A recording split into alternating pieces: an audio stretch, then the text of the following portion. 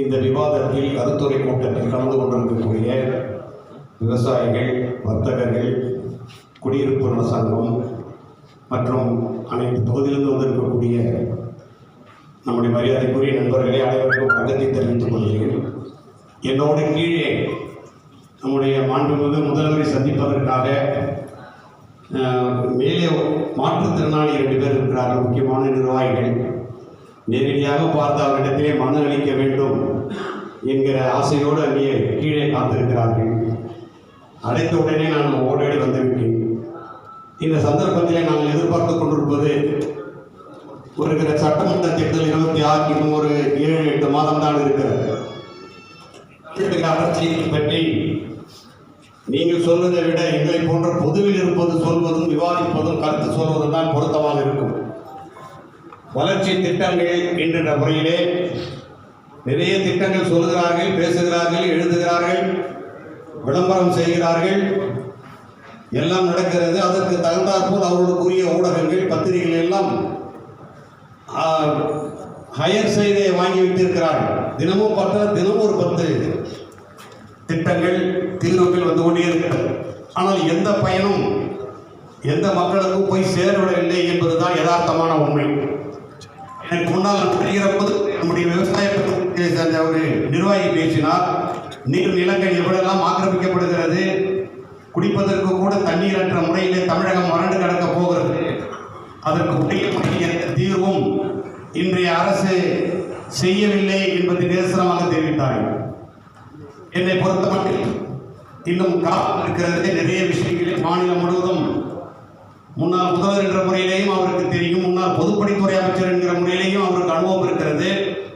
இப்பொழுது தமிழகம் முழுவதும் சுற்றுப்பயணம் செய்திருக்கிற சூழ்நிலையில் எந்த தொகுதி, எந்த சட்டமன்ற தொகுதியிலேயுமே மக்கள் நிம்மதியாக இல்லை என்பதை தான் நம்மளால் உணர முடியும். கடலூர் சட்டமன்ற தொகுதி என்று வைத்துக் கொண்டால் ஏற்கனவே மிக மோசமான அளவிலே பாதாள சாக்கடை திட்டம் ஒன்று இருந்தது. இதே திராவிட முன்னேற்ற கழகத்தில் தான் அந்த ஆட்சியின் போதுதான் தோல்வியடைந்த திருவண்ணாமலை, வேலூர், கடலூர் போன்ற பகுதியில் இருக்கக்கூடிய நகராட்சிகளில் தோல்வியடைந்த திட்டம் அது. அந்த திட்டத்திற்கு பல 100 கோடி ரூபாய் செலவு செய்து பாதாள சாக்கடை திட்டத்தை தோண்டினார்கள். அது தவறு என்று எல்லா கட்சிகளும் நாங்கள் சொன்னோம், பொதுநல அமைப்பினர் சொன்னோம். அண்ணா திராவிட முன்னேற்ற கழகம் சொல்லியது அவர் கேட்கவே இல்லை. கடைசியில் இப்படித்தான் அந்த திட்டம் நிறைவேறாது என்ற நிலை தெரிந்த பிறகு தவறான முறையிலே பாதாள சாக்கடை திட்டத்தை தோண்டுகிற போது கடலூரில் தன்னெழுச்சியாக மக்கள் போராட துவங்கினார்கள். அப்பொழுது மரியாதைக்குரிய MC சம்பத் அவர்கள் தான் கழகத்தின் மாவட்ட செயலாளராக இருந்தார். அவரும் நாங்களும் கலந்து பேசி இந்த பாதாள சாக்கடை திட்டம் தோல்வியடைந்த ஒரு திட்டம், எனவே இதை உடனடியாக இழுத்து மூட வேண்டும், புதிய திட்டத்தை துவங்க வேண்டுமானால் நாம் மக்களை திரட்டி போராட வேண்டும் என்று பேசி அடுத்த நாளே கடைத்தெருவிலே இறங்கி மரியாதைக்குரிய வியாபாரி சங்க, வர்த்தக சங்க நிர்வாகிகளிடத்தெல்லாம் பேச்சுவார்த்தை நடத்தி ஒரு மிகப்பெரிய அளவிலே ஒரு பந்து போராட்டத்தை நடத்துகிறோம். கடலூரிலே ஹர்த்தால் நடந்தது. பேருந்துகள் ஓடவில்லை, ஆட்டோக்கள் ஓடவில்லை, எந்த கடையும் திறக்கவில்லை. வெற்றிகரமாக அந்த போராட்டத்தை நடத்தி முடித்தோம். இப்போது அதே போன்ற ஒரு சூழ்நிலை ஏற்பட்டிருக்கிறது. பேருந்து நிலை, அண்ணா திராவிட முன்னேற்ற கழகத்தில் அறிவிக்கப்பட்ட பேருந்து நிலை மாவட்ட ஆட்சியர் அலுவலகத்திற்கு பக்கத்திலேயே வைக்கலாம். அந்த இடம் பொருத்தமாக இருக்கிறது. அங்கு கருப்பாராய்ச்சி பண்ண இடம் இருக்கிறது, போதுமான இடம் இருக்கிறது, அங்கே அமைக்கலாம் என்றுதான் நம்முடைய அமைச்சர் அங்கு அதுக்கு சிபாரிசு செய்தார்கள். எல்லாம் முடிகிற நேரத்திலே ஆட்சி மாறியது. ஆட்சி மாறிய உடனே அங்கெல்லாம் வேண்டாம் என்று ரியல் எஸ்டேட் ஓனர்களுக்கு ஆதரவாக 10 கிலோமீட்டர் 15 கிலோமீட்டருக்கு அப்பால் இருக்கக்கூடிய எம்புதூர் என்ற ஒரு பகுதியில் நிறைய நிலங்கள், அங்கு ஆயிரக்கணக்கான நிலங்கள் விற்காமல் இருக்கிறது.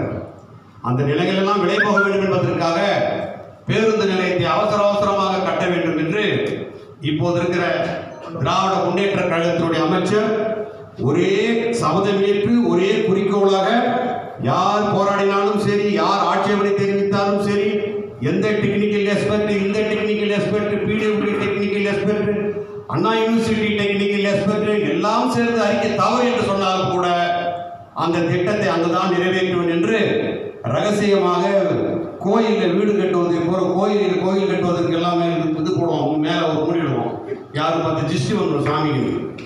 அந்த மாதிரி அந்த பேருந்து நிலையத்துக்கு திருஷ்டி வந்துடும் எல்லாம் மாறாப்பெல்லாம் கட்டி ரகசியமாக 36 கோடி ரூபாய் திட்டத்திலே அது இப்பொழுது எம்புதூரிலே அந்த வேலை துவங்குகிறது.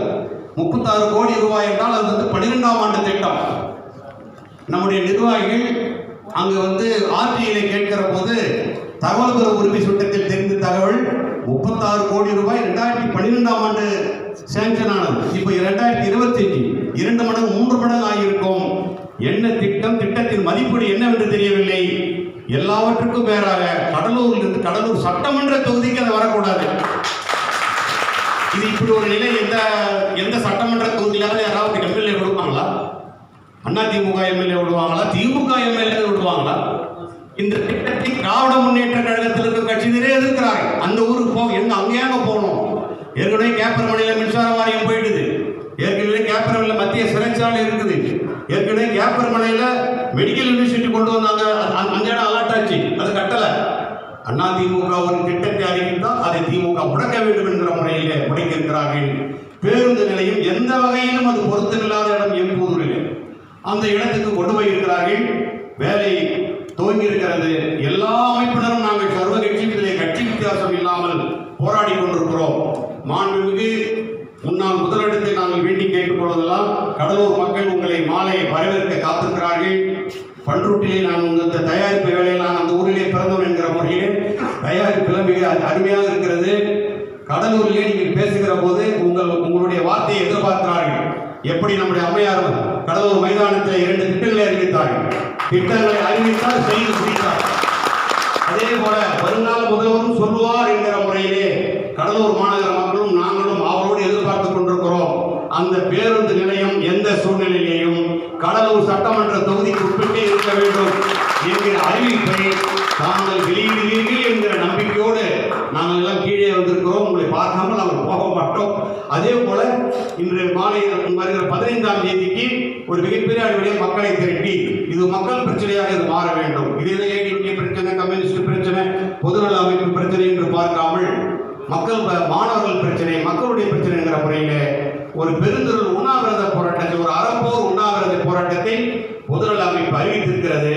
அதிலே மாண்புமிகு முன்னாள் அமைச்சர், நம்முடைய கழகத்தை சார்ந்த நண்பர்கள் அந்த 10ஆம் சாக்கடை திட்டத்தில் எப்படி போராடினார்களோ அதே உணர்வில் அருகில் இருந்து மக்களை திரட்டி போராடி பேருந்து நிலையத்தை மீட்போம் என்ற பெயரை நாம் எடுக்க வேண்டும் என்ற பெயரை தெரிவித்துக் கொண்டு காலம் கழிந்திருக்கிறது.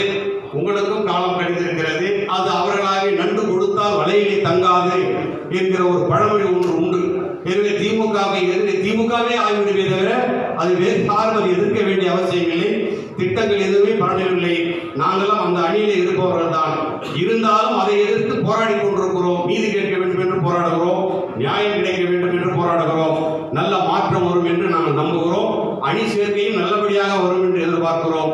உங்களுக்கு அரசியல் நான் சொல்லி தெரிய தேவையில்லை என்ற நம்பிக்கையோடு உங்களை இந்த மாவட்டத்திற்கு வருக வருக என்று மக்களின் சார்பாக, பொதுநல அமைப்பின் சார்பாக உங்களை நன்றாடி கேட்டுக்கொள்கிறோம். அதே போல பக்கத்தில் இருக்கிற நெய்வேலி மிகப்பெரிய அளவுடைய பொதுத்துறை நிறுவனம் நெய்வேலி இருக்கிறது. நீங்க வந்து பேசினீங்க 10 நாள் அதே பேச்சு நெய்வேலியில. அமைச்சர் முன்னாள் முதல்வரே 50,000 சம்பளம் கொடுக்கிற ஒப்பந்த தொழிலாளிக்கு என்று கேட்கிறார். 25 ஆண்டு காலம் போராடி கொண்டிருக்கிற ஒப்பந்த தொழிலாளர்களுக்கு பணி நிரந்தர வேண்டும் என்று அவர் கேட்கிறார். திமுக தொழிற்சங்கம் எப்படி கவர்மெண்ட்ல முனாப்படியாக இருக்காங்களோ அதே போல அங்கு என்எல்சி நிர்வாகத்தை அவர்கள் நடத்துகிறார்.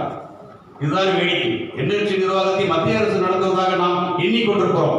அது தவிர அதல்ல. என்எல்சி நிர்வாகத்தை திராவிட முன்னேற்ற கழகத்தின் தொழிற்சங்கம் நடத்தி கொண்டிருக்கிறது.